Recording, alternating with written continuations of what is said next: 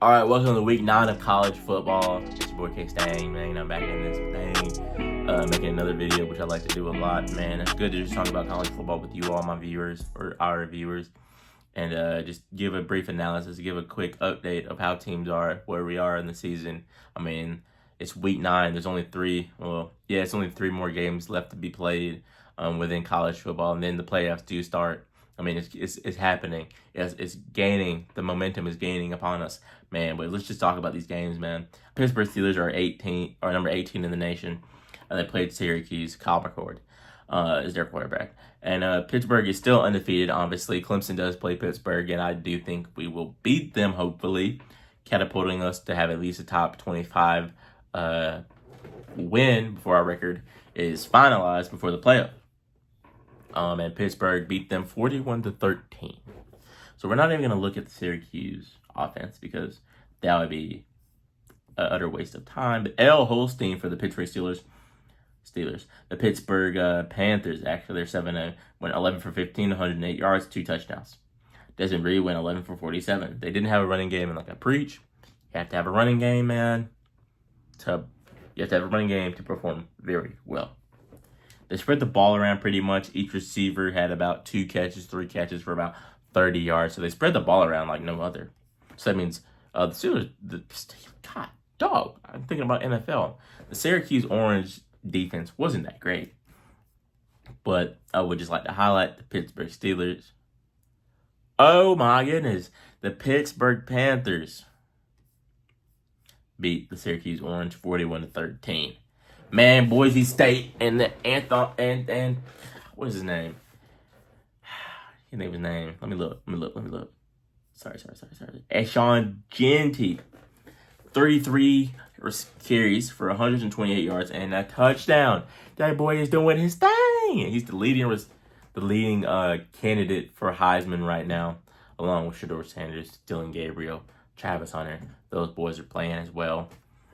But man, ever since that quarterback for the UNLV Rebels sat down, they haven't been the same. They're still 6-2. Matthew Madsen went 18 for 33 yards, 209 yards, and a touchdown. Ashton Genty went 33 carries for 128 yards and a touchdown. And the rest is history. Austin Bolt went 2 receptions for 43 yards. Prince Strachan went 2 for 43 as well. So they spread the ball around as much too.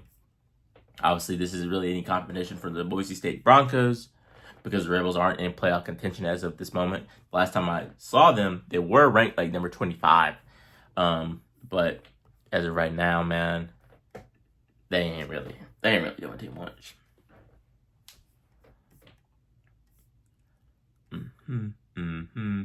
Notre Dame handed Navy their first loss of the season. That's unfortunate.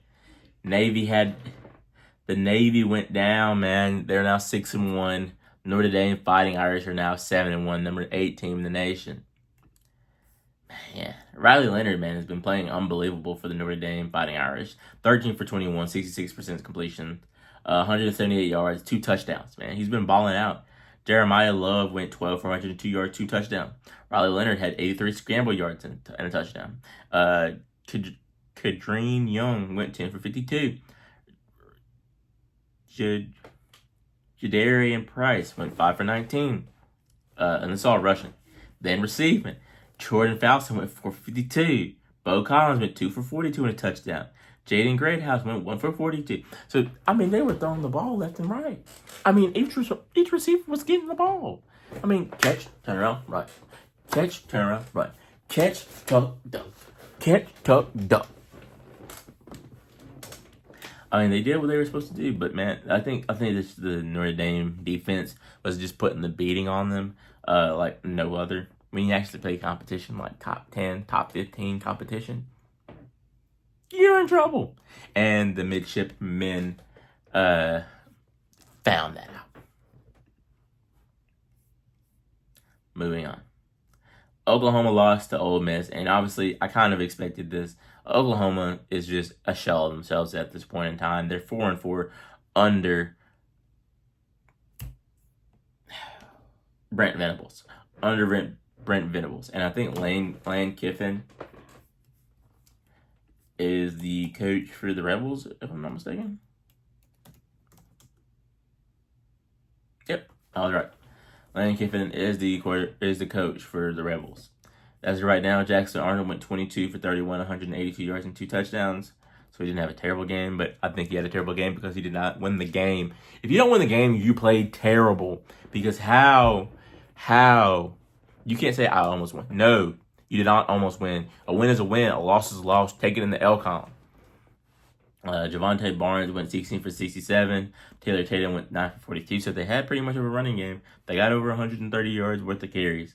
And then wide receivers did a little bit of what they were supposed to do. But Jackson Dart went 22 for 30. 311 yards and a touchdown. It was a great name.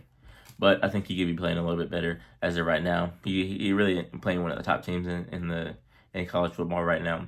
Henry Parrish Jr. went 15 for 44. Jackson Dart went 8 for 24. So they can have a better running game as well.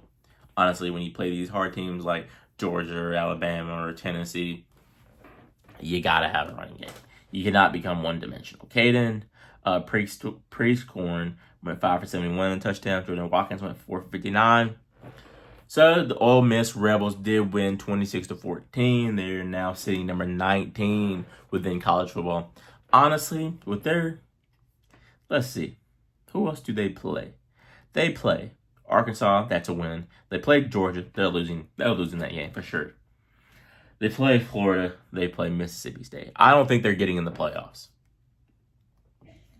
Because Ole Miss is in the SEC, if I'm not mistaken. Ole Miss. They're in the SEC.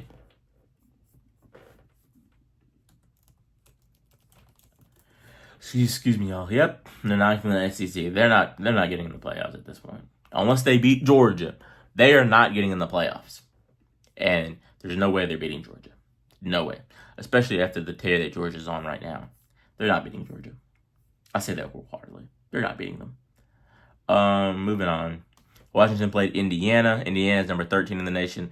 Indiana put the beating on them 31-17. Ohio State played Nebraska. Dylan Raiola.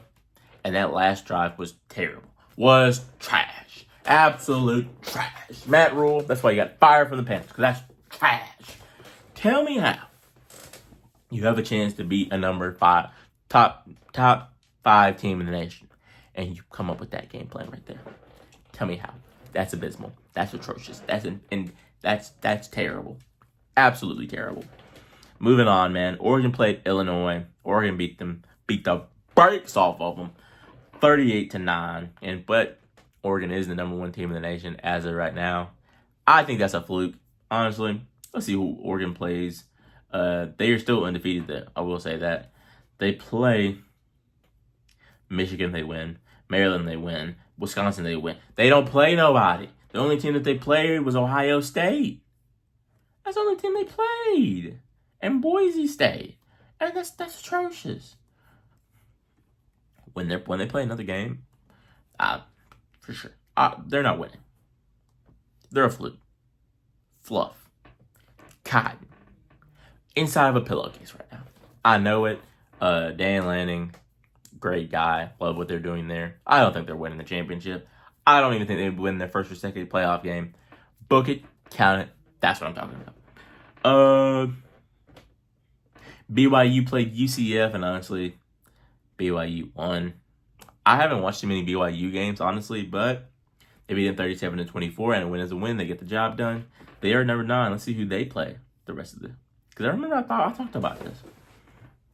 They play Utah, win. Kansas, win. Arizona State, win. Houston, win. So then they're in the college football playoffs. Let's just say that. They're in the college football playoffs. For sure. For sure.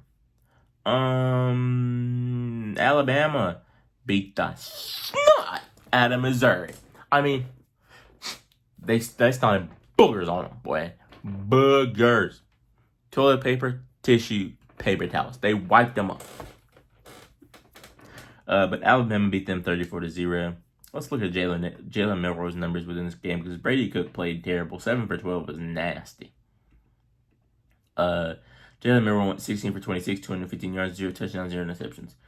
But the running game, the rushing attack that they had. That's what I'm talking about.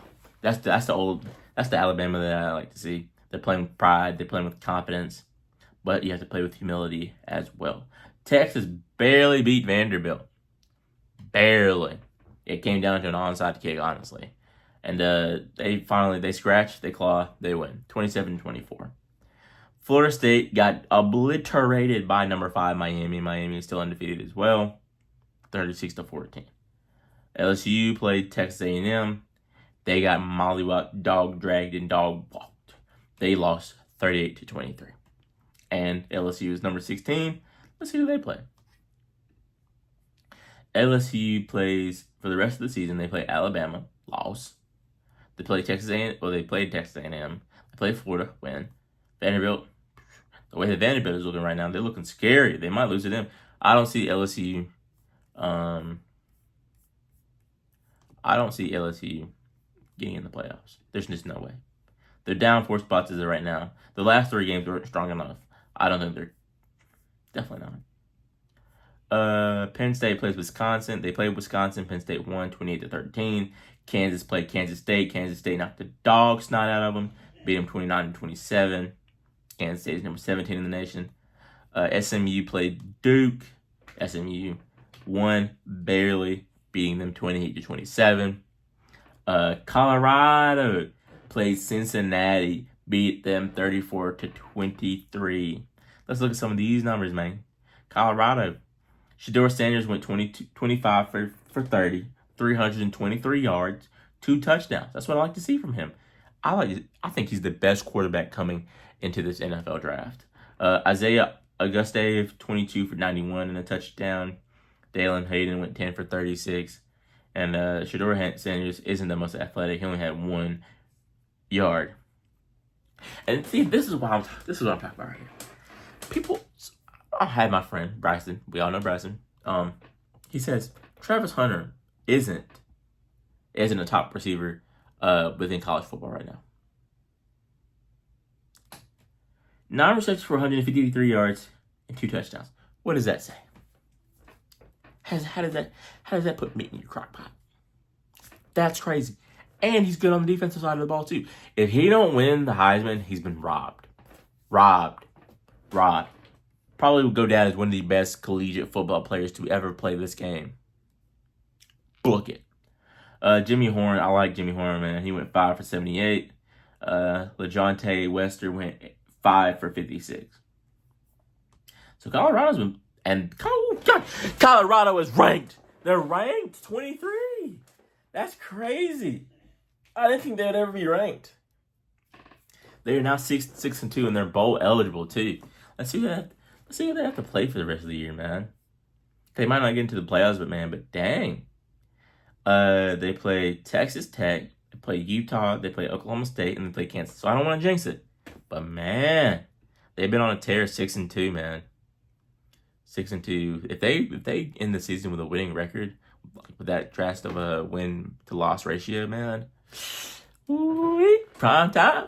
That's what I'm saying. And then last but not least, Washington State played San Diego State. Washington State is number 22 in the nation. They beat them 29-26. So that's a wrap for week 9 of college football. Stay tuned in the future analysis, whether it's the NFL, college football, and I'm about to start doing NBA videos as well. I may do some of baseball because it's gonna be like last game in a couple of games, or in a couple of days actually. So yeah, stay tuned, man. It's your boy K-Stang, K-Stang Productions.